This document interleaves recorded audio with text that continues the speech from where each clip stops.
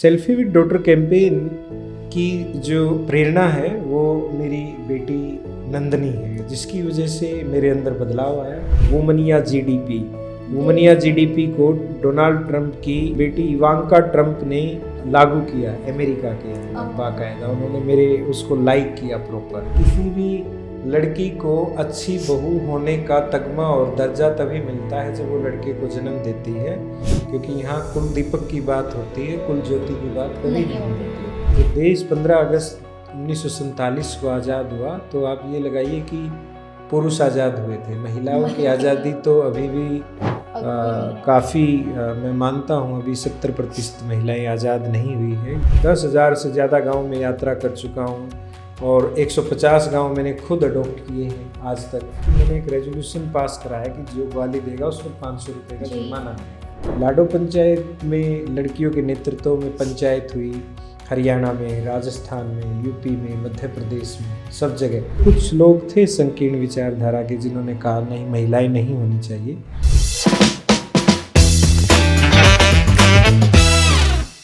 आज हमारे साथ हैं सुनील जगलान जी, जिन्होंने अपना करियर एक मैथ्स टीचर के रूप में शुरू किया। इसके बाद एक गांव के सरपंच बने।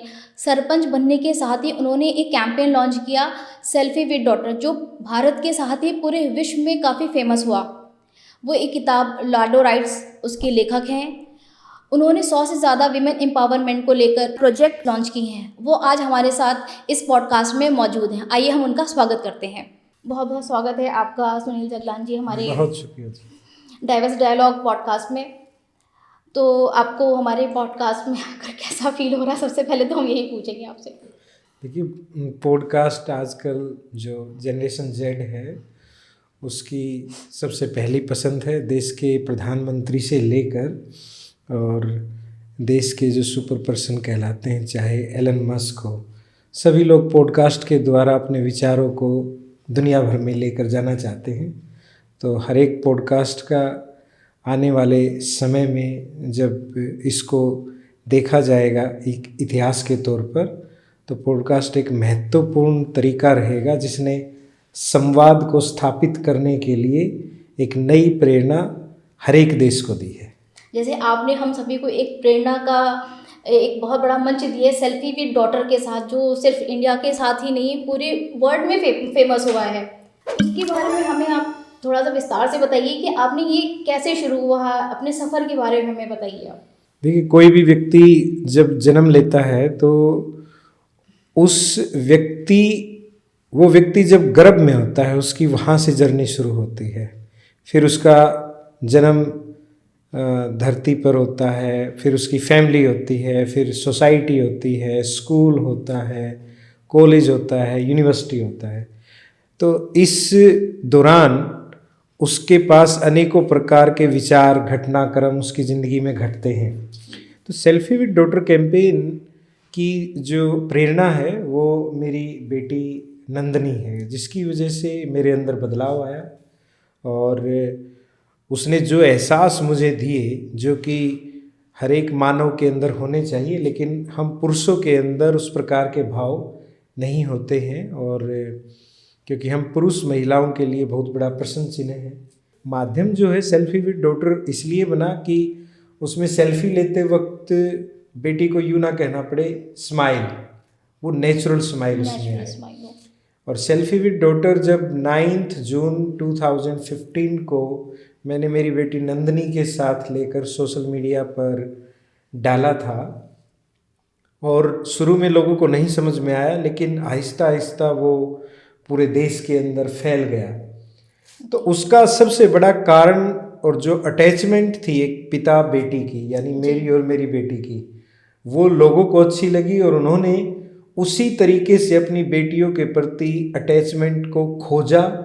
कुछ लोगों की ऑलरेडी वो अटैचमेंट थी और वो देश को, दुनिया को प्रभावित कर गई। जी, सेल्फी विद डॉटर ये जो लाइन है ये बहुत ही पंचिंग लाइन है। जैसे कोई भी सुनता है वो तुरंत क्लिक करता है। ये आपके माइंड में कैसे है कि ये पंच लाइन, ये टैग होना चाहिए इसके लिए? मैं उससे पहले बहुत सारे अभियान कर चुका था गांव में सरपंच रहते हुए। मान लो मैं अगर, क्योंकि जो इसको सुनेंगे कि वो सोचे कि सेल्फी विद डॉटर ही कैसे आया। जी। तो जैसे डिजिटल पंचायत, देश की पहली डिजिटल पंचायत का सरपंच रहा मैं 2010 में। मिशन पॉसिबल, गांव बने शहर से सुंदर। जी। उसके अलावा बेटी बचाओ कैंपेन, बेटी जी। पढ़ाओ कैंपेन, ये सब सरपंच रहते हुए हमने गांव से शुरू किए। दादी अगर चाहेगी पोती जरूर आएगी, जी, एक ये पेड़ कैंपेन एक जी। पेड़ लाडो के नाम। या फिर कहें कि जब महिला गर्भवती होती है तो घर के पुरुष हों या महिलाएं हों, उसको हमेशा पुत्रवती भव या बेटा होने का आशीर्वाद देते हैं अलग अलग भाषाओं में देश भर में। लेकिन उसके लिए पुत्रीवती भव के आशीर्वाद की शुरुआत कराना, तो ये मैं लगातार करता रहता था और उसके बड़े पॉजिटिव रिजल्ट भी आते थे। लोगों की रिजिडिटी भी नज़र आती थी, संकीर्णता भी आती थी और लोगों का विरोध भी आता था। लेकिन उस बीच मुझे मेरी बेटी दिखती थी और मैं सोचता था कि अगर मैं बहुत सारे एहसासों के साथ बदल सका हूँ तो ये जो पुरुष सत्ता है वो भी बदल सकती है। तो विरोध कैसा था, मतलब कि गांव में ही लोग विरोध करते थे कि आसपास के विरोध? नहीं, आजकल तो किसी का भी विरोध जो है गांव के दायरे में अकेला नहीं हो सकता, क्योंकि वो सोशल मीडिया पे है। जी। उस पर तो कोई चाहे नॉर्थ में हो, ईस्ट में हो, साउथ में हो, जिसको आपका विचार सही नहीं लगा, उसकी विचारधारा किस प्रकार जी। की है, या कोई विदेश में भी व्यक्ति बैठा हुआ है तो आप जो कर रहे हैं वो उस पर कमेंट करेगा, ट्रोल करेगा। तो आज के दिन आपका विरोध जो है वो पारिवारिक गांव या शहर का नहीं रहा, वो पूरा ग्लोबल हो चुका है। ग्लोबल हो चुका है, विरोध भी ग्लोबल हो ग्लोबल चुका है। तो सेल्फी विद डॉटर ने दुनिया को एक नया तरीका दिया कि सेल्फी एक ऐसा टूल था, जी। यूज़ करते थे लोग, लेकिन उसमें सेल्फी जैसे सेल्फिश जैसी ही थी। सेल्फिश। लेकिन जब बेटी उसके अंदर आई तो फिर ये भी हुआ कि वो सेल्फी क्या जिसमें बेटी ना हो। तो बेटियों के प्रति जो प्रेम था, दीवारों पर बेटियों के साथ फोटो तस्वीरें कम हो गई थी, घरों के बाहर सरनेम होते थे या पितृसत्ता के नाम होते थे, तो ऐसे काफ़ी सिंबल गढ़े जा चुके थे। तो उस सब को तोड़ने में जो है सेल्फी विद डॉटर जब काम कर रही थी तो गांव में भी विरोध हुआ, सोशल मीडिया पे भी हुआ, ट्रोलिंग भी हुई। लेकिन क्योंकि मुझे मेरा मकसद प्यारा था और मुझे इसमें काम करने की जो प्रेरणा है वो मेरी बेटियां, मेरी धर्मपत्नी, मेरी माँ, बहन और गांव की हजारों महिलाएं जी। जो मेरे लिए संघर्ष करती थी, लड़ती थी, मेरे अभियानों में भाग लेकर अपना अभियान मानकर उसके आगे बढ़ाती थी। और देश भर के अलग अलग प्रदेशों से महिलाएं, सोशल एक्टिविस्ट, यूनिवर्सिटी में पढ़ने वाली लड़कियां, लड़के उस विचार को जानने के लिए दिल्ली से 4 घंटे के रास्ते पर जो मेरा बीबीपुर गांव है जिला जींद में, और कोई साउथ, कोई नॉर्थ ईस्ट, कोई कहीं से आते थे। तो ये सारी प्रेरणाएं थी मेरे लिए और इसकी वजह से वो जो ट्रोलिंग और विरोध था वो मुझे बहुत कम लगता था। जी, मैं आपके बारे में मैं जब रिसर्च कर रही थी तो आपने कहीं पर ये बताया कि एक जो खाप पंचायत हरियाणा में मोस्टली होती है, तो उस पंचायत को लीड आपने उनके सामने बोलने के लिए आपने किसी महिला को खड़ा किया था। हाँ, नहीं, वो एक महिला की बात नहीं थी। उन्होंने घूंघट डालकर उन्होंने अपनी बात बोली थी। हाँ, वो एक महिला की बात नहीं थी। वो खाप पंचायत पूरी तरीके से पुरुष सत्ता है, अभी भी है जी।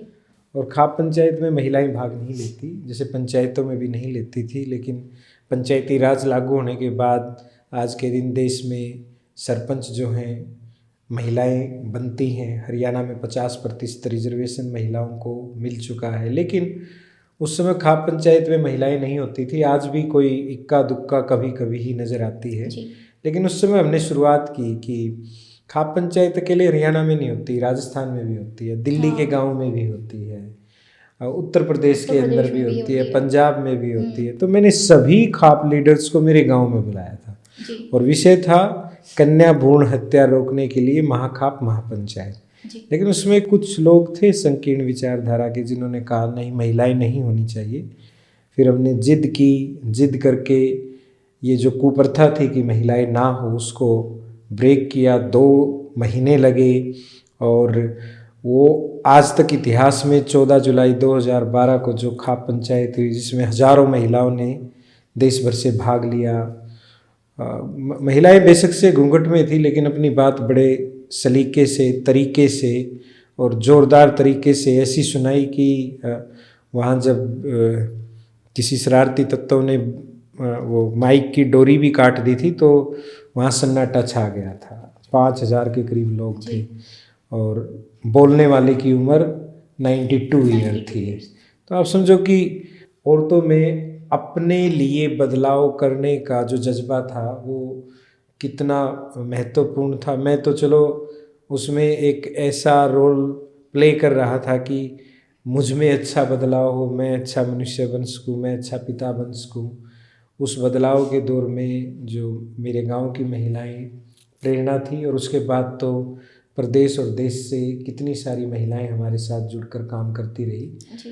और जब खाप पंचायतें में वो रिजिडिटी रही कि तब तो बदल गया कि वो खाप पंचायत तो हुई, तो जब मुझे लगा कि पूरा बदलाव इसमें नहीं होगा तो मैंने उसके पैरेलल जी।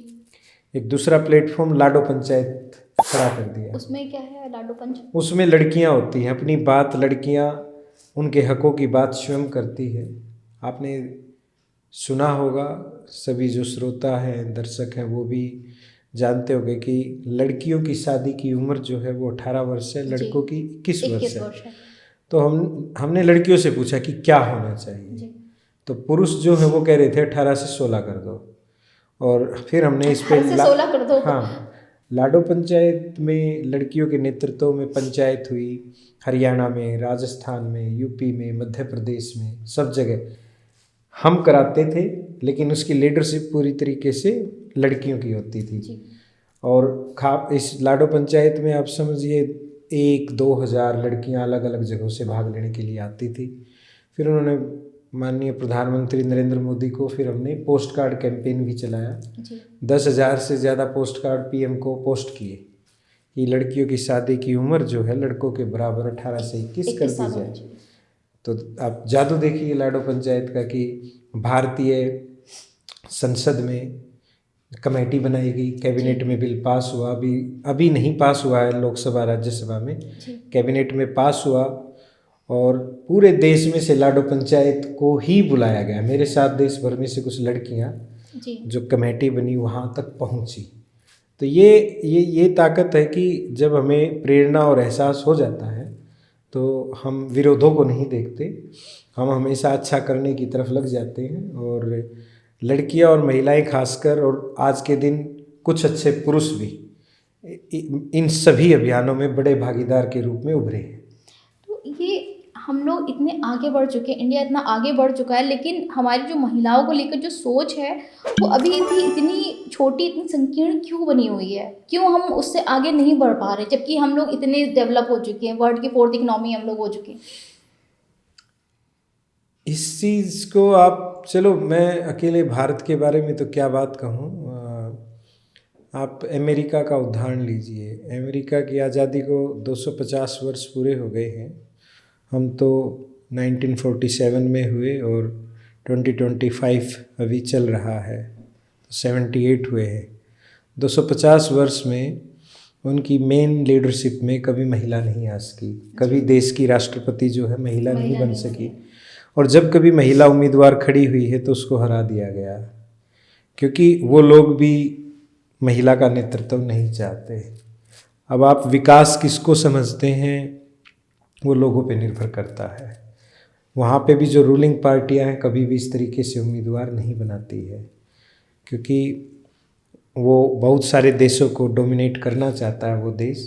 तो उसको लगता है कि जिस दिन इस देश में राष्ट्रपति कोई महिला बनेगी, तो क्योंकि महिलाएं विवेकवान होती हैं, सेंसिटिव होती हैं, वो युद्ध नहीं चाहती, शांति की प्रतीक होती हैं, किसी का छीनती नहीं है, तो उससे फिर वर्ल्ड में पीस हो जाएगा, हार्मनी हो जाएगी, हैप्पीनेस हो जाएगी। तो जो अमेरिका के अंदर ये बदलाव नहीं आया, लेकिन भारत में पिछले लगभग एक दशक में आप बड़ा बदलाव ये देखें कि उससे पहले कभी ऐसी योजनाएं नहीं बनती थी जो किसी गांव के द्वारा शुरू किया गया अभियान राष्ट्रीय अंतर्राष्ट्रीय स्तर तक प्रधानमंत्री उसके बारे में बोलता हो। जहाँ की लड़कियों की क्रिकेट टीम की फीस लड़कों से बहुत ज़्यादा कम थी, विराट कोहली को सब जानते थे, हरमनप्रीत को कोई नहीं जानता था। तो ये सारी चीज़ें कि स्मृति मंदाना कौन है, तो उनको बराबर की वैल्यू, क्योंकि जेंडर बेस्ड कोई भी काम होना ही नहीं चाहिए, उसमें बायसनेस होनी ही नहीं चाहिए। तो अब देश तो बदल रहा है, लेकिन 140 करोड़ की आबादी है इस देश की, और भारत में इतनी विभिन्नताएं हैं, इतनी कास्ट हैं, इतने रिलीजन हैं और लोकल भाषाएं हैं, और उसके बावजूद देश को एक स्वरूप में एक जगह पिरोने के लिए दुनिया का सबसे बड़ा संविधान यहाँ पर है, लोगों की आस्थाएं हैं। लेकिन कुछ लोग यहाँ के भी हैं, संकीर्ण विचारधारा वाले भी, जो नहीं चाहते कि इस तरीके का बदलाव हो। 3 तलाक जैसा मुद्दा था कि महिला को तलाक तलाक तलाक कह दिया, तो प्रॉपर्टी में राइट्स नहीं मिलते। अब प्रॉपर्टी में राइट्स का संविधान में तो आ गया, लेकिन लोग देना नहीं चाहते हैं। लेकिन 2 चीज़ों से चीज़ें चलती हैं, संविधान में क्या है और सोशल एक्सेप्टेबिलिटी क्या है, समाज किस तरीके से स्वीकार करता है। उसमें जब हम देश भर में घूमते हैं, हमने तो प्रॉपर्टी राइट्स फॉर लाडो करके अभियान भी चलाया, उसमें भी खूब ट्रोलिंग हुई, क्योंकि ऐसे केसेस भी आए जिन लड़कियों ने प्रॉपर्टी अपने घर वालों के नाम, अपने भाइयों के नाम कर दी, तो उन्होंने उनके साथ बोलचाल, और कभी जब ज़रूरत पड़ी तो वो उनके काम कभी आए भी नहीं। तो मैं तो यही कहता हूँ कि डोवरी देने की बजाय आप प्रॉपर्टी राइट्स दीजिए, अपनी बेटी के नाम ये चीज़ मैंने सोसाइटी में देखी कि अगर कोई लड़की अपने पेरेंट्स से अपने राइट्स मांगती है या फिर प्रॉपर्टी में राइट्स मांगती है, तो उसका बाइकआउट हो जाता है, सोसाइटी बाइकआउट कर दे, उसके घर वाले बाइकआउट कर देते हैं। हाँ, ऐसा है, लेकिन शुरुआत तो करनी पड़ेगी ना। ये जब देश 15 अगस्त 1947 को आज़ाद हुआ, तो आप ये लगाइए कि पुरुष आज़ाद हुए थे, महिलाओं की आज़ादी तो अभी भी काफ़ी, मैं मानता हूँ अभी 70% महिलाएं आज़ाद नहीं हुई है। यद्यपि महात्मा गांधी जी ने 1925 में ये कहा कि अगर देश को आज़ादी मिल भी गई तो क्या ही मिली, जब आज़ादी के आंदोलन में महिलाएं शामिल ही नहीं हैं। तो 1925 के बाद से महिलाएं, आपको जो कुछ 40-50 नाम सुनाई गूंजते हुए दिखते हैं कि आज़ादी में महिलाओं का क्या योगदान था, पुरुष तो उनके योगदान को भी खा गए। क्योंकि इसके अंदर आप देखोगे कि जिनको आज के दिन तवज्जो नहीं दी जाती है, मतलब चाहे वो सेक्स वर्कर क्यों ना हो, उस समय भी जब ब्रिटिश इंडिया कंपनी यहाँ पर राज करती थी, तो वो जो हमारे देश की गर्वित महिलाएं हैं, जिनको आज के समय सेक्स वर्कर बोल दिया जाता है, उन्होंने भी इस देश की आज़ादी के अंदर महत्वपूर्ण योगदान दिया है, और लिखने वालों ने उनके साथ अन्याय किया। तो ये जो लड़ाई है ये महिलाओं की है, उनको लीडरशिप खुद लेनी चाहिए, उनको अभी भी विरोध सहन करना पड़ेगा, लेकिन बार बार किसी न किसी तरीके से शुरुआत तो करनी पड़ेगी। सुनील जी, आप आज के टाइम में अगर कोई लड़की आगे भी बढ़ना चाहती है कि वो हम किसी भी एनी हाउ वो आगे बढ़ रही है, तो लोग उसको पीछे ढकेलने शुरू कर देते हैं, या फिर सोसाइटी उसको पीछे ढकेलना या फिर उसके बारे में तरीके की बातें बताना शुरू कर देते हैं। नहीं, मैं वही तो कह रहा हूँ, उसका तो जवाब मैंने यही दिया है कि आपको सब तरह के चैलेंजेस दिखेंगे। बात ये है कि आप उस चीज़ को दबाव मानकर अपने मानसिक स्वास्थ्य को खराब करती हैं, या उसको अपनी कहानी का हिस्सा मानकर कि ये मेरी कहानी का हिस्सा है और मैं इसके खिलाफ लड़ूंगी, मैं गलत नहीं सहन करूंगी और मैं आगे बढ़ूंगी। कौन ऐसा करने का जज्बा अपने अंदर रखेगी? और महिला में नेतृत्व की प्राकृतिक तौर पर अक्षमता होती है, और मैं पुरुष होते हुए मेरे अंदर ये हिचक नहीं है कि मान लो सेंसिबल लीडरशिप, जो मैंने, अगर हम लीडर की बात करें, मतलब मैं यूँ कहूँ कि महिला तो धुरंधर लीडर होती है एक प्रकार की, वो उसके अंदर हमारी माँ को देख लो, जो हमारी माएँ होती हैं, आप देखो कितने सारे काम करती हैं, और उसके पास राय का भी खजाना होता है, और वो सब कुछ मैनेज कर लेती है। वो पढ़ी लिखी हो अनपढ़ हो, लेकिन वो हर रोल में फिट बैठती है। वो हर प्रकार की सबके बारे में सारी चीज़ें, स्वास्थ्य के बारे में, खाने पीने के बारे में सब कुछ। तो महिला के अंदर ये नेतृत्व तो प्राकृतिक तौर पर होता है। नहीं, एक चीज़ ये भी है सुनील जी कि अगर कोई लड़की आगे बढ़ रही है तो उसके घर की जो महिलाएं हैं वही उसको रोकती हैं। उसकी चाहे वो दादी हो गई हैं, चाहे उसकी बुआ हो गई, इवन कि उसकी माँ भी होती है, वो कई चीज़ों पर रोका टोकी करती कि नहीं, तुम्हें तो 9 बजे के पहले पहले घर आना ही आना है, 8 बजे के पहले आना ही आना है, एनी हाउ कैसे भी आओ तुम्हें आना ही आना है। ये समझ में सोसाइटी जो है, बाहर का जो माहौल है, वो 7 बजे के बाद या फिर 8 बजे के बाद तो नहीं ख़राब होगा ना। जो ख़राब है वो तो ख़राब ही है। देखो, आज से 13 साल पहले 16 दिसंबर की रात को निर्भया का रेप केस हुआ। उससे पहले भी इस देश में, दुनिया में बहुत सारे रेप केस हुए। उस रेप केस के अंदर अमानवीय पहलू थे। उस एक लड़की की बलि गई, तब जाके इस देश की संसद और देश का कानून जो है मजबूत हुआ। आप पास को देख लो, आज के दिन लगती है। पॉक्सो एक्ट हो गया, पॉक्सो कह लो बेशक से, या जुवेनाइल एक्ट कह लो, इसमें बड़े बदलाव हुए। और इस देश के अंदर एक बात जो समझने की है वो ये है कि जेंडर का मेल और फीमेल से लेना देना नहीं है। ये सोच है, ये सोच आपको महिला में भी मिल जाएगी। जो पितृसत्ता है वो आपको महिलाओं के अंदर भी मिल जाएगी, क्योंकि वो जीन के अंदर भी है और उसके अलावा वो सोच के अंदर भी है। उसने जैसा बचपन, किसी की माँ ने जैसा बचपन बिताया है, उसने देखा है कि उसकी माँ का क्या रोल है, उसके पैरेलल में उसके पापा का क्या रोल है। पिता के तौर पर उसको अपना पापा बहुत पसंद है, लेकिन क्या लड़कियों को उसकी माँ के पति पसंद है? लड़कियों को यहाँ पे डिफ्रेंशिएट करना खुद सीखना पड़ेगा। तो अपनी माँ दादी पर अकेला ब्लेम लगाने की बजाय मैं ये कहूँगा कि उनकी जिस प्रकार की जर्नी रही है, सोसाइटी ने उन्हें जिस प्रकार का व्यवहारिक भोजन और दिमागी भोजन दिया है वो मायने रखता है।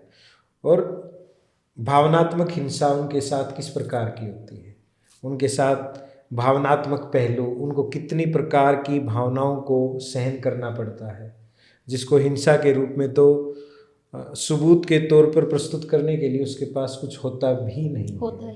और वो बताएगी तो फिर भावुक हो जाएगी।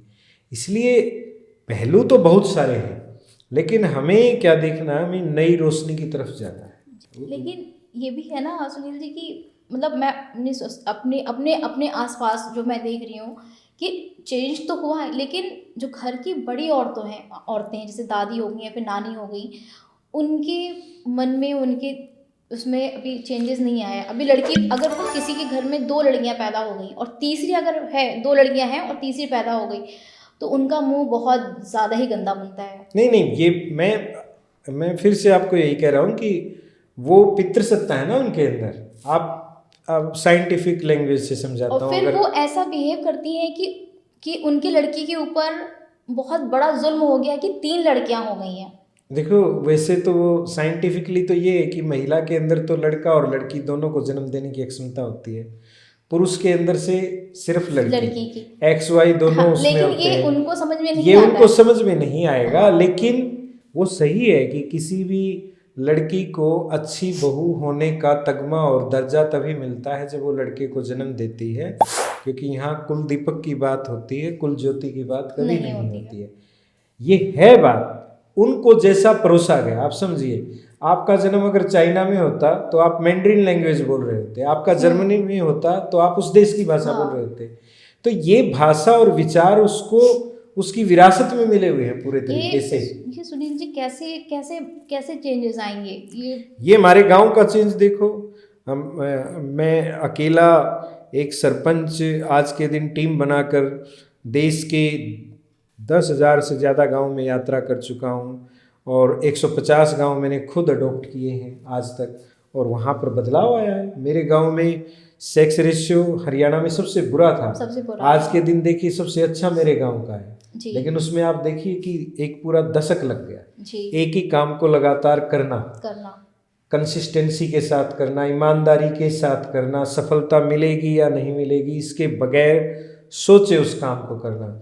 अब एक सरपंच के तौर पर मेरे रूम के अंदर मैंने चार्ट लगा रखे हैं कि पहली बार प्रेग्नेंट वीमेन की संख्या और नाम क्या क्या है, दूसरी बार प्रेग्नेंट कौन कौन है, तीसरी बार कौन कौन है, उनके घरों में पहले क्या स्थिति है, 3 लड़कियां किन के घरों पे है, वहाँ डर, कानून और एहसास तीनों चीज़ों का प्रयोग करना, धार्मिक पहलुओं का प्रयोग करना, मंदिर के अंदर उनको दिखाना कि फीमेल फिटिसाइड होता है तो डॉक्टर कैसे पहले गर्दन निकालता है, पैर निकालता है, वो पूरा भ्रूण बन चुका होता है, ये एक प्रकार का मर्डर होता है।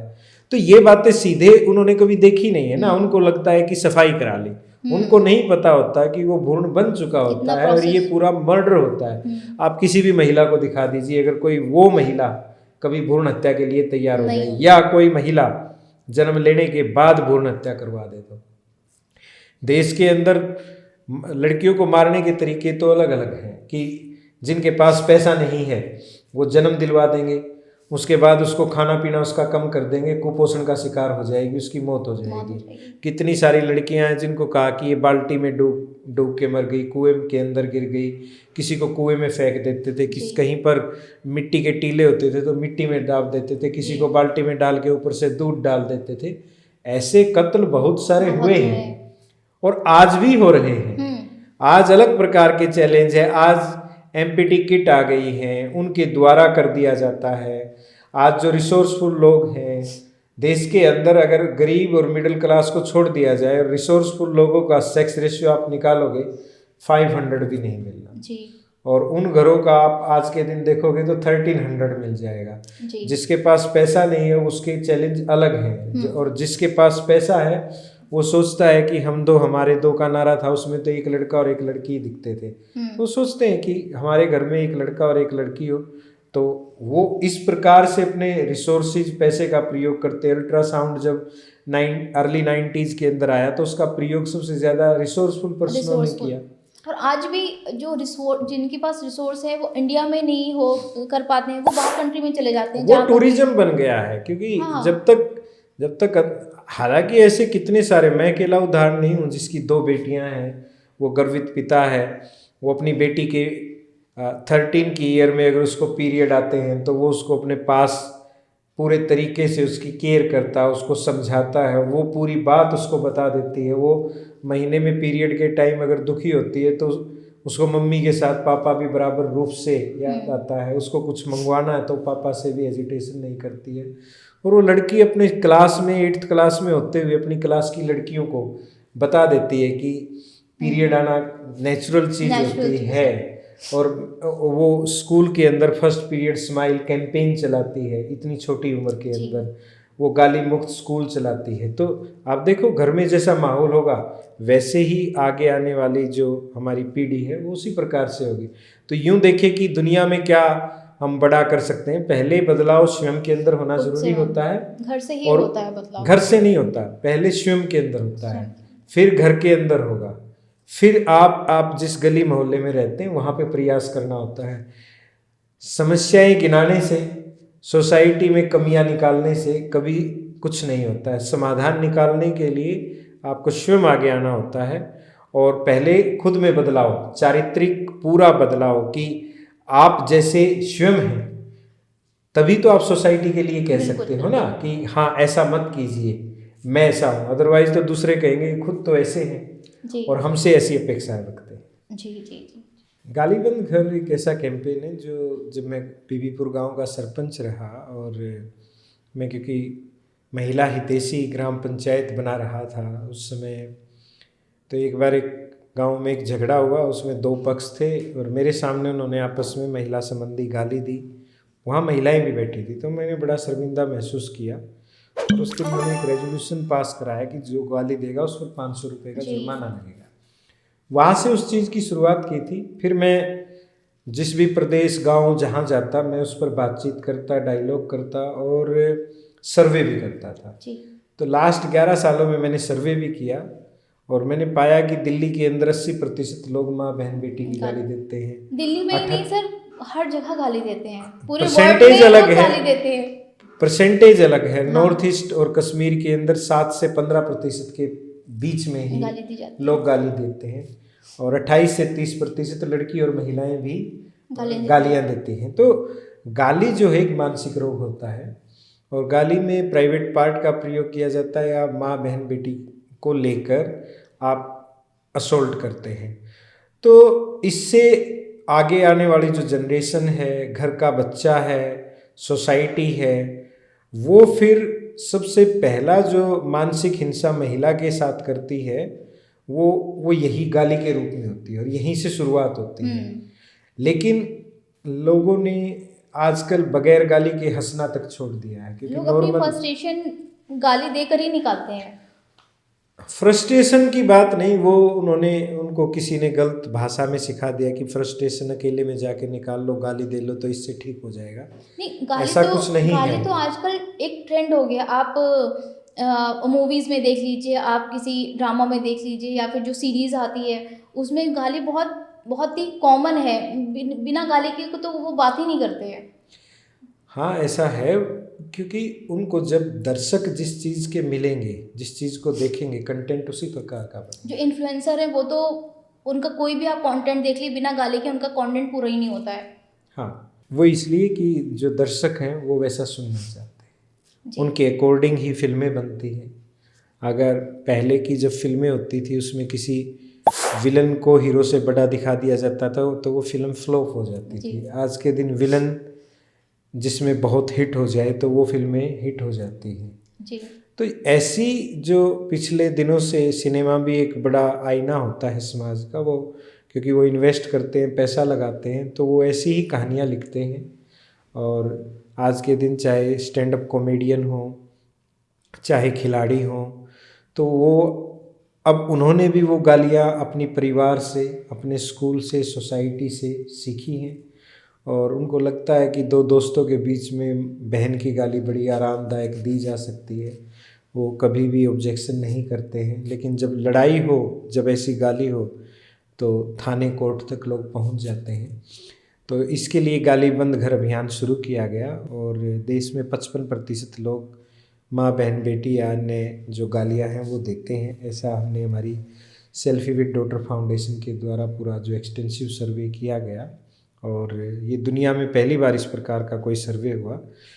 70-80 हज़ार घरों में हमने गाली बंद घर के चार्ट भी लगाए हैं, और उसमें कि गाली कैसे छोड़ी जा सकती है, कि हर दिन नंबर ऑफ गालीज लिखी जा सकती है कि आज कितनी दी गई। उसमें कुछ लोगों ने खुद पे मेहनत की है, कुछ के परिवार वालों ने मेहनत की है, जो बुज़ुर्ग लोग देते थे, छोटे बच्चों ने उनके साथ मेहनत की है, टीचर जो हैं उनके लिए स्टूडेंट्स ने मेहनत की है, टीचर्स ने खुद के लिए मेहनत की है, और बहुत सारे लोगों ने हमारे इस अभियान को ग्राम पंचायतों में, शहरों में अपनाया है।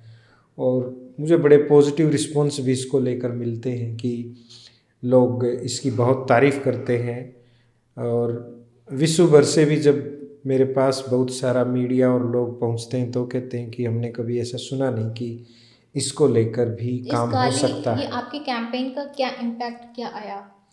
वही मैंने बताया कि इतने सारे लोगों के अंदर गाली छोड़ने की जो प्रवृत्ति है उस पर बात होने लगी, यूनिवर्सिटी के अंदर, कॉलेज के अंदर, ग्राम पंचायत के अंदर, और लोगों ने बड़े कुछ परसेंटेज निकाला कि हमने जितने जितने लोगों को, या फिर जहाँ जहाँ पर मैंने ये कैंपेन चलाया है वहाँ पर कितने % लोगों ने गाली देना छोड़ा है? गाली देने छोड़ने की बात अगर मैं बताऊँ, 1 जनवरी के पास मेरे पास काफ़ी कॉल आते हैं जब लोग कहते हैं कि मैं तो इंतज़ार कर रहा था, इंतज़ार कर रही थी, मेरी आदत थी, लेकिन मैंने नए साल में रेजोल्यूशन लिया, मेरे मैसेंजर भरे पड़े हैं बिल्कुल जी। और लोग बहुत रील बनाते हैं। जनरेशन जेड के लोग भी मैं देखता हूँ, लड़के लड़की खूब रील बनाते हैं मेरे इस कैंपेन पर, और बहुत सपोर्ट करते हैं कि वाकई में ये गलत चीज़ थी, हमें किसी ने बताया नहीं, और हम बहुत ओवरकम करेंगे और इसको ख़त्म करेंगे, we are with you mister Sunil Jaglan. तो वो ऐसे करके बोलते हैं।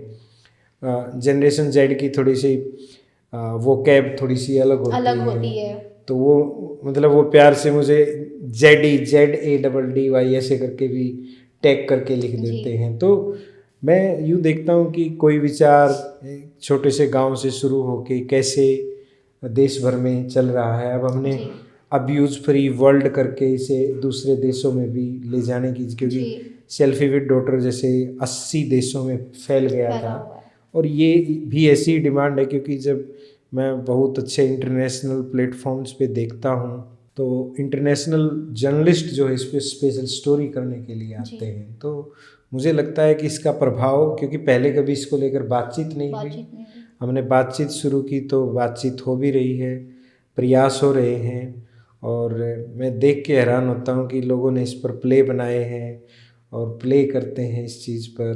तो गवर्नमेंट लेवल पर भी ऐसा कुछ होना चाहिए कि गवर्नमेंट ऐसे कुछ रूल्स या फिर ऐसे कुछ नियम बनाए कि मूवीज़ में या फिर सीरियल्स में इस पर नहीं, वो बैन लगे। सेंसरशिप के लिए वहाँ पे भी हमने लिखा है, और उसके लिए यूट्यूबर्स को भी हमने नोटिस दिलवाए, बात की, तो वो लगातार प्रयास जारी हैं। लेकिन जो भी लोग इससे जुड़े, दर्शक के रूप में इसे सुने, वो भी अपने अपने क्षेत्र में इन चीज़ों को लेकर प्रयास करेंगे तो ये महाअभियान बन जाएगा। मैंने तो पीएम को भी लिखा, जी पीएम ने 2022 में लाल किले से बोला था इसके बारे में जी जी कि माँ बहन बेटी की गाली नहीं। उन्होंने सुझाव जी मांगे तो मैंने ये सुझाव दिया। जी तो क्योंकि प्रधानमंत्री जी हर साल एक बार मेरे बारे में बोलते हैं मन की बात के कार्यक्रम में, आपसे चाहे वो, उनकी बात भी हुई है। हाँ, हमारे देश के प्रधानमंत्री बड़े इस विचारधारा के व्यक्ति हैं कि वो फ़ोन भी कर लेते हैं और सामान्य व्यक्तियों से जुड़ के बात करते हैं जी और अभियानों को राष्ट्रीय अभियान बना देते हैं। सेल्फी विद डॉटर को ग्लोबल अभियान बनाने में या गालीबंद विषय पर बोलने के लिए, मतलब कोई प्रधानमंत्री सीधे रूप से जुड़कर बात करे तो ये बहुत बड़ी बातचीत अचीवमेंट हो है ये। जाती है। ये पूरी सोसाइटी के लिए एक अच्छा मैसेज रहता है। जी आपने विराट कोहली की गाली भी आपने बंद नहीं, वो करवाई। ये था, वो मैंने तो सोशल मीडिया पे अपील की जी कि सभी लोग उनको और उनकी वाइफ को, अब तो वो एक बेटी के भी पिता हो गए हैं, जी टैग करो उनको कि हमें मैच जीतते हुए उन्हें देखते हुए अच्छा लगता है, वो रोल मॉडल हैं, लेकिन जी हमें ऐसे रोल मॉडल नहीं चाहिए जो यूथ को गाली सिखाते जी हो। जी जी तो हमने देखा कि उसके बाद काफ़ी सुधार उनके उसमें, अंदर चेंजेस काफ़ी आए। सारे सोशल मीडिया प्लेटफॉर्म्स पे उनको टैग किया गया, बताया जी गया, तो काफ़ी बदलाव हुआ, बदलाव हुआ है। प्रयास से बदलाव होता है। मैं आप पर जब रिसर्च कर रही थी तो मैंने पढ़ा कि आपके नाम पर एक चैप्टर भी है स्कूल बुक में।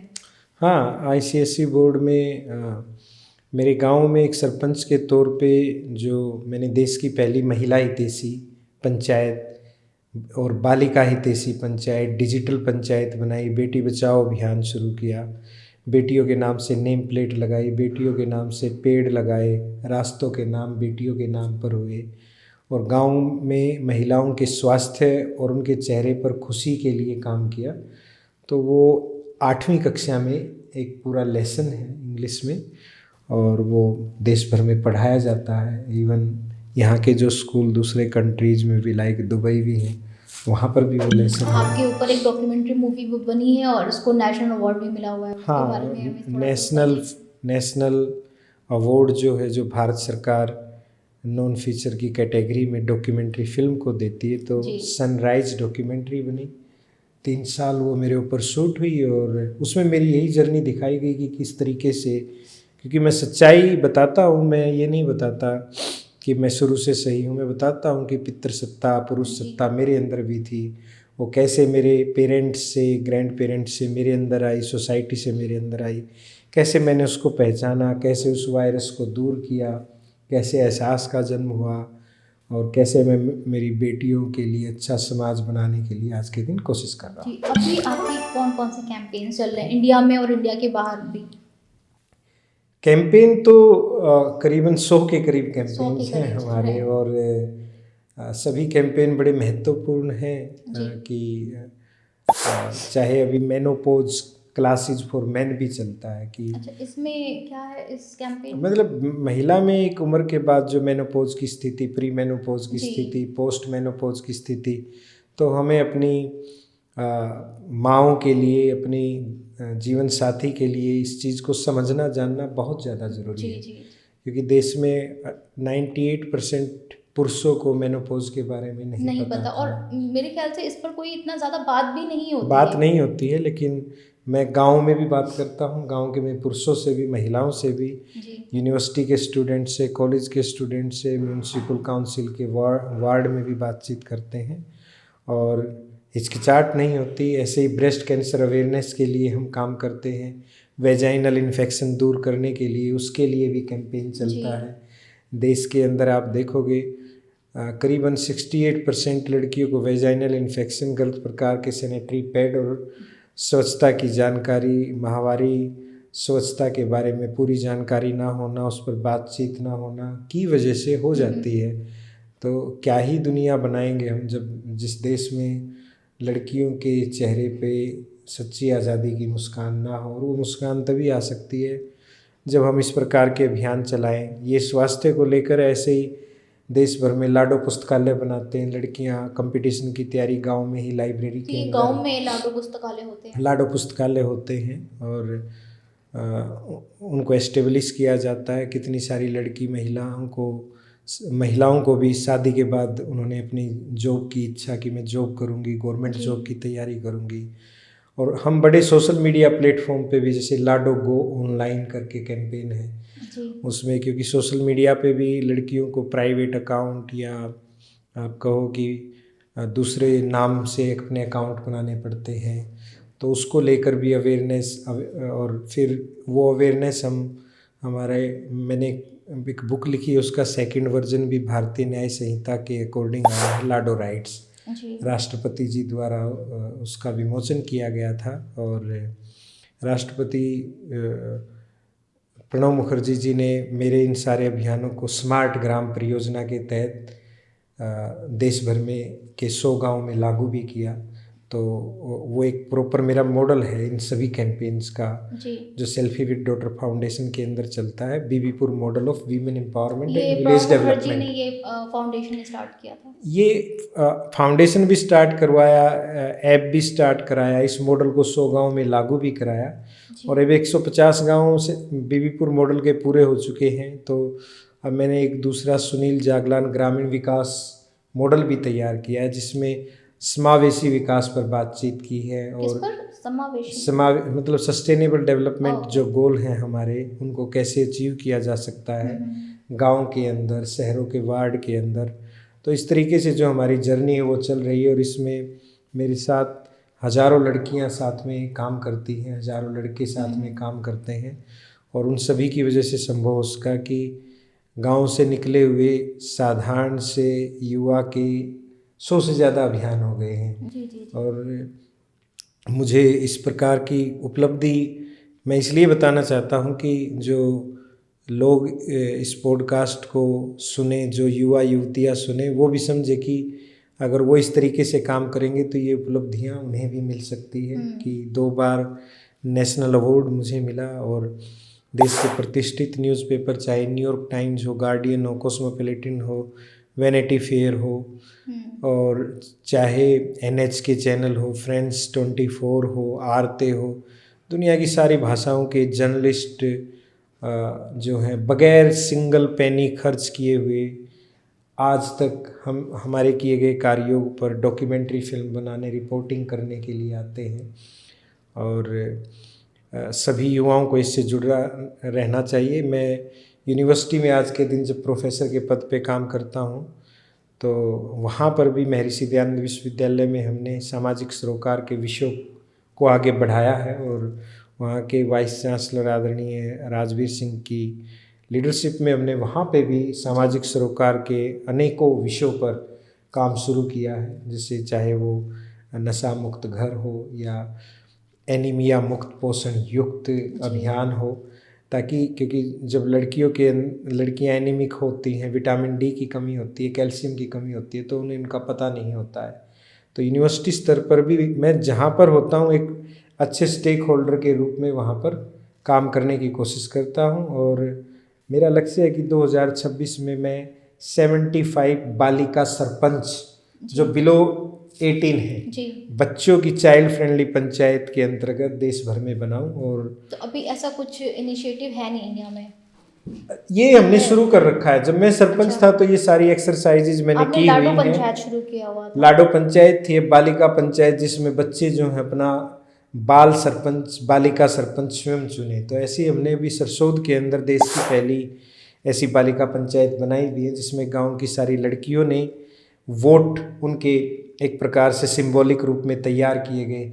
माता दुर्गा के जो शस्त्र हैं उनको चुनाव चिन्ह के रूप में प्रयोग किया गया, और लड़कियों ने वैसे ही प्रचार प्रसार किया, नॉमिनेशन किया, वोटिंग हुई, फिर बालिका सरपंच बनी। और ऐसे ही करके देश के अलग अलग हिस्सों में हम काम कर रहे हैं। और मेरे ख्याल से जिन जो दर्शक इसको देख रहे हैं, सुन रहे हैं, वो भी अपने क्षेत्रों में इस पर काम करें। और हमारा एक प्लेटफॉर्म है www.selfiewithdaughter.org। तो सारा साल कंपटीशन चलता है। जब भी आपके आसपास में कोई बेटी कहीं पर जन्म ले तो उनके पेरेंट्स को अवेयर करें, वो उस पर सेल्फी अपलोड करें और कुछ लिखें भी। बेस्ट 3 सेल्फी को सेल्फी विद डॉटर डे हर साल 9 जून को मनाया जाता है, तो उसमें अवार्ड भी दिए जाते हैं। अच्छा। और उसकी अलग अलग थीम भी होती है। और उसके अलावा SWD फाउंडेशन जो है उसका भी सेम वेबसाइट है। उसमें कोई भी वॉलेंटियर कहीं पे भी देश भर में काम करे उसको सर्टिफाई किया जाता है बाकायदा, उसको कुछ आवर्स दिए जाते हैं। वो कहीं पे भी गली में, कॉलेज में, यूनिवर्सिटी में, कहीं पर भी ऐसे कार्य कर सकते हैं जिनसे सस्टेनेबल डेवलपमेंट गोल अचीव किए जा सकते हों। तो ये सारी सर्विसेज हम सबके लिए फ्री ऑफ कॉस्ट रखते हैं। और कोई भी युवा युवतियाँ इस अभियान से जुड़े और आपके पॉडकास्ट के माध्यम से जुड़ें तो बड़ा महत्वपूर्ण होगा कि क्योंकि जैसे आपका पॉडकास्ट सोसाइटल चेंज करने के लिए हम जैसे व्यक्तियों की पॉजिटिव स्टोरीज़ को दिखाता है, ये बड़ा महत्वपूर्ण पहलू है कि हर एक व्यक्ति सोसाइटी को बदलने के लिए क्या काम करता है। अगर हम ग्राउंड पे काम करते हैं तो उस चीज़ को आगे दिखाने का जो काम है वो आपके जैसे जो प्लेटफॉर्म है वो करते हैं, वो आपकी जिम्मेवारी है। तो मैं तो आपका बड़ा शुक्रगुजार हूँ इस चीज़ के लिए। हम लोग बहुत आपके शुक्रगुजार हैं कि आप हमारे इस पॉडकास्ट में आए आप, और हमें आपने इतनी अवेयरनेस और इतनी इम्पोर्टेंट चीज़ें आपने हमें बताई। बहुत तो शुक्रिया। ये जो आपके जो इनिशिएटिव हैं, आपके जो कैंपेन है, ये सारे इंडिया में, आपने ये नहीं सोचा कि इंडिया के बाहर भी जहाँ नहीं, अभी यहाँ यहीं कर ले। ऑनलाइन और डिजिटल कनेक्ट के द्वारा हम बहुत सारे कंट्रीज से जुड़े हुए हैं, वो सुझाव लेते हैं, वहाँ पर ये कैंपेन चलते भी हैं। हमने 2016 में एक लास्ट में जाते जाते मैं आपको एक कैंपेन और बताता हूँ, वुमनिया GDP। वुमनिया GDP को डोनाल्ड ट्रंप की जो लास्ट ट्रम्प थी जो, उसमें उनकी बेटी इवांका ट्रंप ने लागू किया अमेरिका के अंदर बाकायदा। उन्होंने मेरे उसको लाइक किया प्रॉपर। और वो ये था कि जो देश की दुनिया की महिलाएं हैं उनका जो घर में काम करती है उसका कोई पैसा तो मिलता नहीं, वो अवैतनिक रहता है एक प्रकार से। तो उसके लिए जो हमने अभियान शुरू किया वो सरकारों ने अपना के, आज के दिन जब वोटिंग होती है तो उससे पहले सरकारें कहती हैं कि अगर हम सरकार में चुन के आए तो 2000 महीना देंगे, 2.5। वो उसी वुमनिया GDP जो हमने 2016 में शुरू किया था, वो उसी की वजह से आज पेंशन के रूप में देश की महिलाओं और लड़कियों को मिल रहा है। दिल्ली में भी तो मिलता है, सभी काफ़ी सारे प्रदेशों में सब जगह वो मिलना शुरू हुआ है। ये आपका बहुत बहुत अच्छा इनिशिएटिव था जो लागू हमने इसको बड़े तन्मयता से कुछ घरों में पुरुषों ने जो है अपने घर की महिलाओं के अकाउंट में पैसे डालने भी शुरू किए थे। तो इस तरीके से कुछ 200-300 घरों में प्रैक्टिस शुरू हुई थी और फिर बहुत लाइमलाइट में आई तो ये बहुत सारा ऐसा विषय बन गया, चर्चा का विषय बन गया। तो जो भी इन विषयों पे काम करना चाहता है वो जुड़ के हमारे साथ काम कर सकता है। तो अगर मुझे आपके साथ जुड़ना है तो क्या करना होगा इसके लिए? नहीं, वो बस आपकी इच्छा शक्ति होनी चाहिए। और वेबसाइट पे आप या हमारे वेबसाइट पे या फिर जो हमारे मोबाइल नंबर है, जुड़ना चाहता है, हाँ, वो उस पे मैसेज करते हैं तो रिवर्ट आता है बाकायदा। आप लिंक्डइन पे भी आप देखेंगे, वहाँ पे भी अगर आप मैसेज डालेंगे तो आपको रिवर्ट आएगा। और सोसाइटी के लिए कोई एक व्यक्ति अकेला काम नहीं कर सकता है, उसके लिए साथ चाहिए होता है। और आप और हम मिलकर इस सामाजिक सरोकार के विषय पर काम करके हमारे देश को पूरे तरीके से महिला हितैषी देश बनाएं। जी, बहुत शुक्रिया। आज हमारे साथ सुनील जगलान जी ने अपने सफ़र के बारे में हमसे विस्तार से बात की, अपने इस इनिशिएटिव के बारे में बात की। और ये सफ़र सिर्फ उनका ही नहीं है, हर एक उस पिता का है और हर एक नागरिक का है जो देश में महिलाओं और बच्चियों को लेकर, उनकी अधिकारों को लेकर बदलाव चाहता है। और हमारा जो ये डाइवर्स डायलॉग, हमारा जो मंच है, ये इस बदलाव में आपके साथ पूरी तरीके से साथ है। लेकिन सबसे अहम बात ये है कि अगर हमें महिलाओं और लड़कियों की शिक्षा, उनकी एजुकेशन, उनसे रिलेटेड जितनी भी ही प्रॉब्लम्स हैं उसको सही करने के लिए अगर हमें इनिशिएटिव करना है, तो वो इनिशिएटिव का सबसे बड़ा मंच हमारा घर है, आपका घर है। हमें वहीं से ही शुरुआत करनी होगी। डाइवर्स डायलॉग पॉडकास्ट ये आपका ही मंच है और इसको आगे बढ़ाने के लिए आपको हमारा पूरा साथ देना होगा। इसके लिए आपको बस एक छोटा सा काम करना है, आपको लाइक करना है, सब्सक्राइब करना है और शेयर करना है। जितना ज़्यादा आप शेयर करेंगे, जितना ज़्यादा लाइक करेंगे, उतनी हमारी रीच बढ़ेगी और उतने ही अच्छे हम गेस्ट आपके लिए इनवाइट कर सकेंगे अपने इस पॉडकास्ट में। धन्यवाद।